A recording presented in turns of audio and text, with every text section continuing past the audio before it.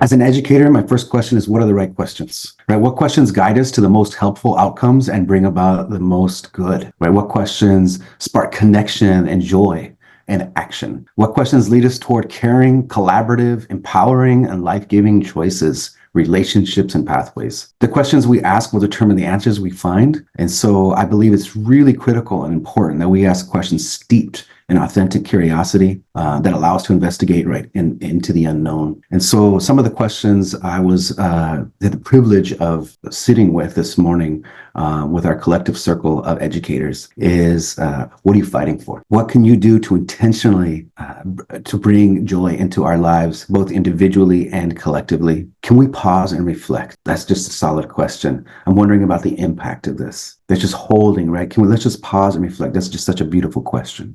The questions that young people ask, why can't we? Why can't we just do the things that you say you want to do? Why don't you show up in the way you want? Why aren't you the example of what you want? When we say we want to do things in schools, why don't we just do it? Another question, what can we learn from working with young children? And how do we set up the learning environment? Because a learning environment is a teacher. And at every level of education, what does our environment need for change? And the question I really brought to the table is, how do we grow humanizing communities, especially communities in schools, these learning communities, right? These houses of learning that we hold and have been in for decades. I really am wondering about healing communities. Many students I have worked with, especially students of color, say, actually, when I go to school, that's where the harm is done. And I believe that schools can really be a place to foster connection and healing pathways, not only to get excited and connected to content, because students have all of those wonderings about science and bugs and